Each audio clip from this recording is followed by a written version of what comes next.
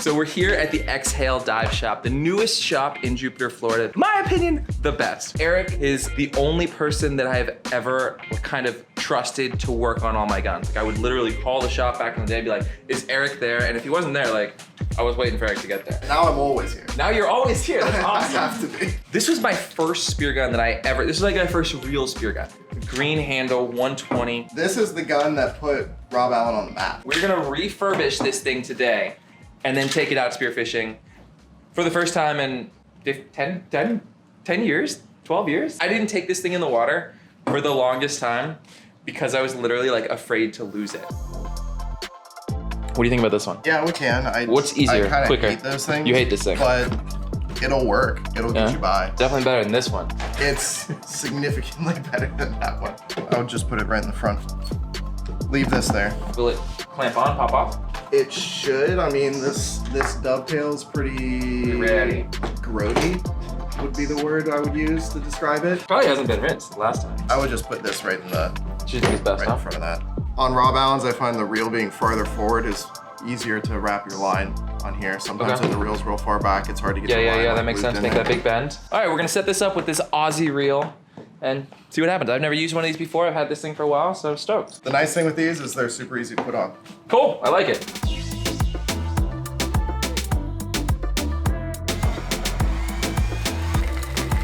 That's the fastest way to spool a reel. How many hours have people wasted sitting there by hand? I've spent a lot.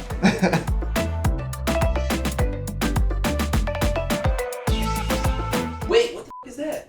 It's a clip. No, dude, we don't do clips here. You want to do quick release? Yeah. Good, like a man. Like a man. I'm so used to Everybody wants the clips. Yeah. I went to Deep X in Greece and I was blown away by like the style and the technique and the gear and everything that everybody uses over there. I remember seeing these guys and be like, there's no way I'm tying my shooting line to my reel line. It holds stronger than just any, like a snap clip like that. That'll probably break before this Spectrum, you know? If you were to test it. Oh, we got a shaft picked out? Yeah. Might as well sharpen.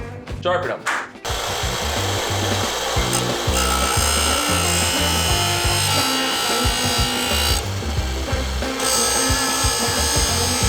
Just sharp enough for you to shoot a wreck with it. Every single knot, perfect. Without a doubt, better than the way I would do it myself. No, it's cool. It's Why is this so fuzzy? Because it came out of my fucking closet, bro. I don't know. It hasn't been in the water in 10 years. What's in that closet? A herd of cats? Yeah. Let's do single. Single? Yes. This is the new way here too. 110 with a single 11/16 band is a killer. Powerful, shoot it. Yeah, we're gonna go double band. Double? I've never done the single band. It's just fast. I've been slowly switching back to traditional guns. Really? As much as I hate to say that. I'm shocked. What are you shooting now? What's the gun of choice? A Rifle Marauder. Okay. 55 inch. Yeah. It's a great reef gun.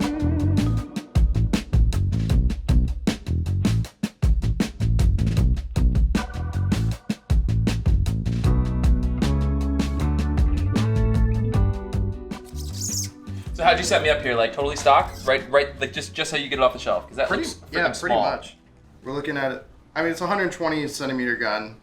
I cut these bands at 28 inches, which is like that sounds right. That's like Rob Allen tight, you know? Yeah. They definitely don't make their bands long. Yeah. I love their one. I know Killian used to shoot the single band and loved it.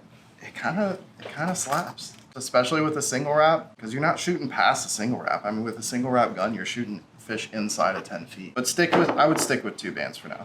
I mean, these guns are made to shoot a single band. The original muzzles, a lot of them only had 1 band slot in them. Yo, Nick, you out of school? Yeah, come get dropped off over here. We'll see you here. All right, bye. You do an extra wrap in your constrictor? Yep. What? See the things you learn here. What do you call that? Is that a double constrictor or a constrictor and a half? Double constrictor, yeah. Okay. Way more consistent, way easier to get tight. Okay. You barely have to pull on it to get this thing to cinch all the way down. Eric's bands never pop, never. And we went through a lot of the Rob Allen roller phase, which was like really, really tight bands, like just really tight. So they have to work. What's up?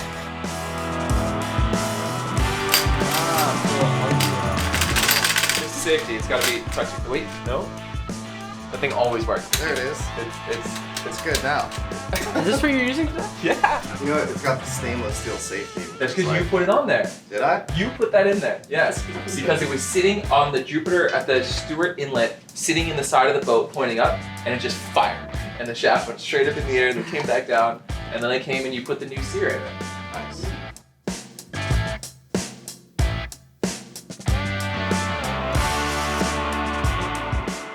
We are gonna go over to Nick's house, make a plan, and we'll see you over there. Let's go sleigh! See you later! Oh my gosh, I'm on the front! I'm on the front too! Look at this! Dive safe. Dive safe. Right back. Okay, so the plan for the day is we're looking for a black grouper that you saw yesterday. Yes. You shot at it and lost it? Shot at it. But didn't hit it? No, did not hit it. So yesterday I had an absolute layup shot on this giant black grouper. Took the shot and my dynamo was loose, and so You cooked it. I cooked it. We're gonna go back there today. We're gonna look and see if we can find that exact same black grouper on what? The So we'll put the coordinates. Put this in here. There's out here that I've like grown up diving, and I cannot wait to go out here and kind of just see what else we find. We're looking for. There's no anything. We're gonna check these other couple wrecks too, looking for permits, yellow jacks, mangrove snappers, just whatever we see. Could be a cobia out there. No. Stoked. We'll see you guys out there. Go! Woo!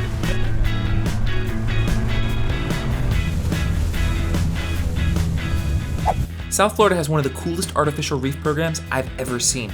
There are literally thousands of these things placed in shallow waters, creating habitat for fish and playgrounds for fishing and diving. The GPS numbers are all public, and it's not uncommon to fish a wreck with several other boats at the same time. No matter how hard they get hit, somehow they still hold fish, especially for those willing to hold their breath and sneak around on the bottom. I've dove this same set of wrecks off Jupiter literally hundreds of times since I first began spearfishing, and have pulled countless meals off of them. Getting to experience them again with fresh eyes while using my first spear gun ever was going to be really, really special. What's really cool about these wrecks is how they change through the seasons. During the fall, they become breeding grounds for some of the largest fish in the ocean, the Goliath grouper. Love them or hate them, swimming with anything this huge is awesome until they steal your fish.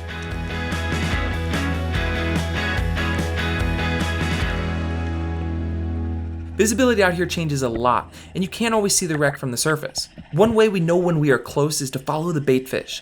They will swim away from the wreck to check you out, then turn and go back to safety. Swim that direction and you are bound to bump into some kind of structure.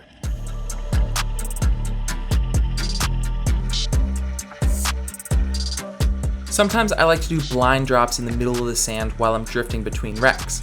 This is where the big muttons like to hang out, and today was no exception. As I lie in the sand kicking up some dust, I had a real giant mutton snapper come in, but unfortunately he just wouldn't come close enough for a shot. A lot of these wrecks will have really cool fish pass through from time to time and stay until either they are killed or they move on. It's absolutely possible to hunt the same cubera or black grouper for weeks or even months at a time. That was the point of today's mission, as Nick had seen a really nice black grouper on this wreck the day before, and we were hoping with a little more bottom time, I could find it inside its home. Where you were laying was exactly where I saw the black. Really?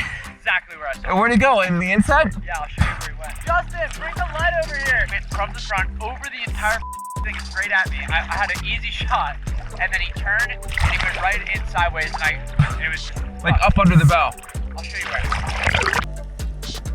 This wreck was in about 70 feet of water, and we barely had the visibility to see it from the surface.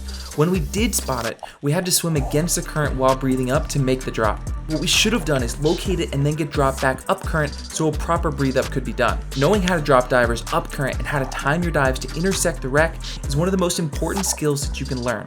As a beginner, we were constantly swimming, and now I rarely swim anywhere. Instead, I use the currents and the boat to my advantage. When I did finally get on the wreck, I was closer to the stern than the bow, and I had to swim up to where we thought the grouper might be. There was a super obvious dark hole where he should have been hiding, but wasn't. It's incredible how many nooks and crannies these old wrecks have. It is 100% possible that my 30-pound black grouper was tucked just out of sight, and because of that, he would survive another day. I knew it was time to take a shot. There were some really nice yellowjacks circling the wreck, and I was pretty certain one would come within range. The smaller the fish is, the more in danger it is of getting swallowed whole by one of these Goliath groupers, and these little yellowjacks were absolutely bite-sized. A good shot followed by quickly securing this fish would be key here. Luckily, I was able to anticipate where they were swimming and get my gun out in front of it, so all I had to do was pull the trigger when they intersected. I was stoked with a perfect stone shot for my first time pulling the trigger on this gun in about 8 years.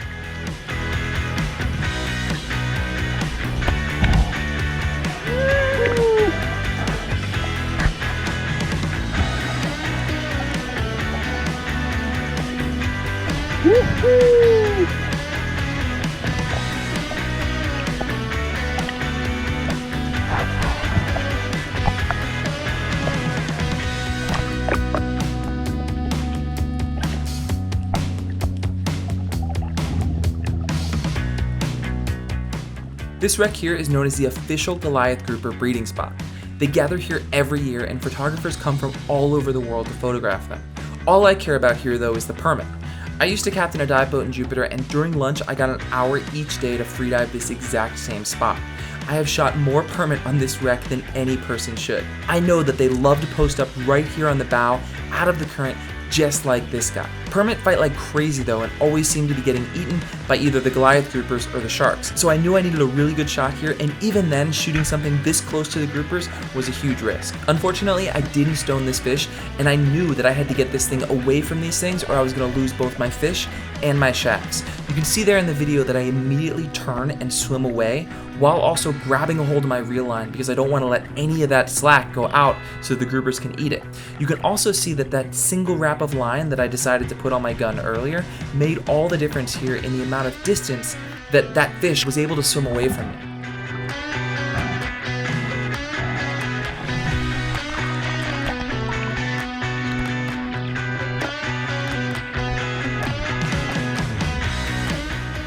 Super cool Jupiter dive there. It is incredible how consistent this zone is for these two species right here. Beautiful yellowjack, which we love to eat, and then this permit, which at this size is one of the best eating fish. I freaking love to eat them this size. So stoked to dive these old zones I grew up on, and even better to get to use my old spear gun as well. Guys, heading back to Kona now, and thank you guys so much for watching, and we'll see you next time right here on Ryan Meyer's Expeditions.